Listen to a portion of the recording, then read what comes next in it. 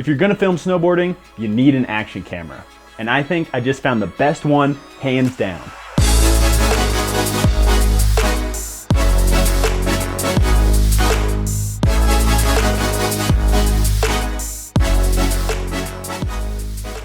When I'm looking for the best camera to film snowboarding, there are a few key factors that I'm looking for, which include a smooth in-camera stabilization, long battery life for the cold, a high recording resolution, the ability to film myself, and ease of use. Recently, DJI released their newest action camera, the Osmo Action 4. And if we're gonna test this camera to see if it crushes all these factors, we're gonna need to bring it to one of the sickest shred destinations imaginable. So it's off to Japan.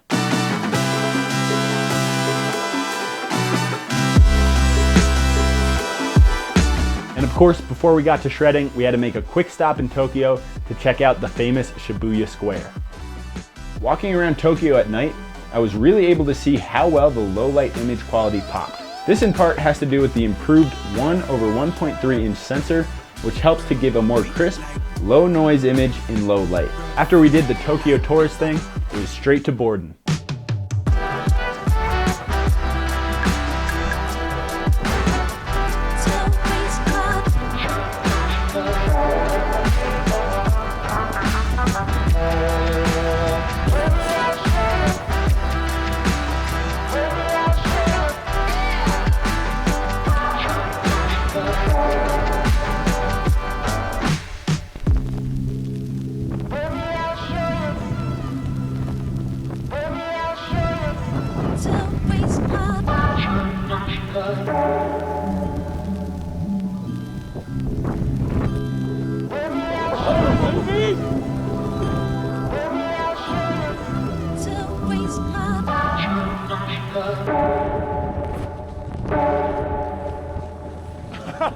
On our first day snowboarding, we realized how cold it could be out there.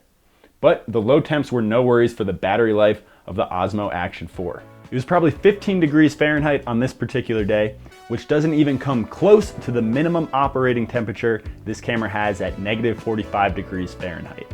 Even filming through the day with our temps, I still only used 80% of the battery the entire day. That is a huge factor for me with a camera that I'm mainly using outside in the cold. Once we were done for the day, it was quick to get set for the next day, as these batteries charge up to 80% in only 18 minutes. One friend on the trip that was filming with GoPro kept a case of 6 batteries with him whenever we were on the mountain. But battery life was the last thing that I was thinking about.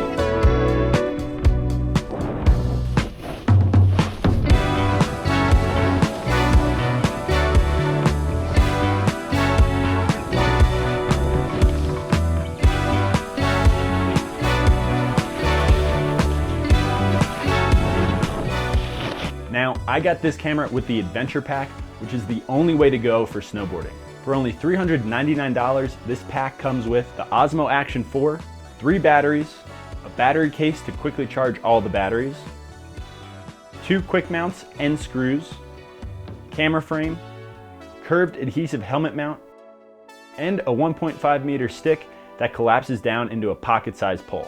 And this is my favorite feature. I've always used a 360 camera to film myself riding, but with this camera I can do the same and still have the pole disappear. This is huge for me because I used to use a GoPro Max 360, which I would need to film and edit an entire 360 clip to make the pole disappear. On top of that, it only filmed in 1080 if I wanted to use only one lens to film as a regular camera when following friends. But now I can do it with the Invisistick function in the DJI Mimo app.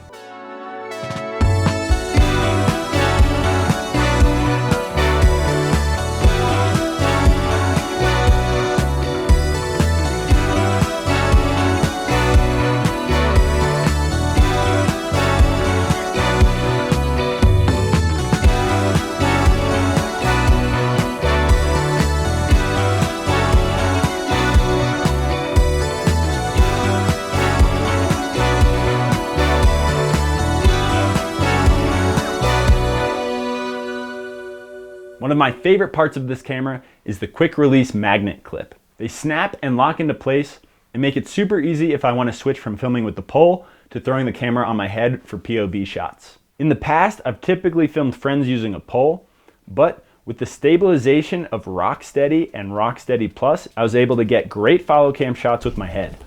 This made it easier to get the follow shot in tight tree areas.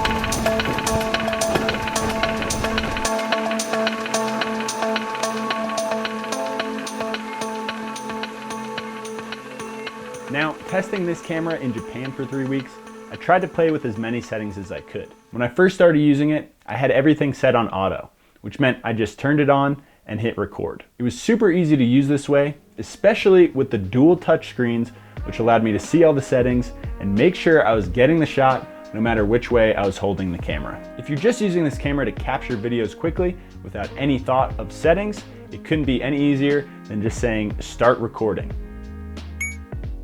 But if you're more of a professional videographer, you have the option to change all the settings such as ISO, frame rate, ratio, resolution, etc., which this camera shoots in 4K at 120 frames per second or 1080 at 240 frames per second. That allows you to get some of the highest resolution you can, in addition to having super slow-mo footage. If you're really trying to get a specific look with color in your shot, you can even film in 10-bit and D-Log-M, which allows you to fine-tune the color in post. To get the best look, you can even attach ND filters, which DJI makes specifically for this camera, in a kit that includes 8, 16, and 32 ND filters. If you haven't seen them before, I really enjoy making videos like these for social media. And with the included camera frame, I can quickly throw the camera on the pole to film vertically. This saves me time for editing, and I'm really excited to play with this more in the future. For only $299, this camera is such an insane deal and a tool that I think every snowboarder should have in their arsenal. Whether you're a weekend warrior trying to capture your big ski trip, or you're a professional videographer trying to film the best possible snowboard shots, this camera is a no-brainer. If you want to check out this camera further, you can follow the link in the pinned comment below.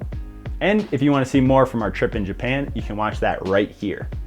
Thanks for shredding with us, and until next time, we'll see you somewhere on the mountain. Peace.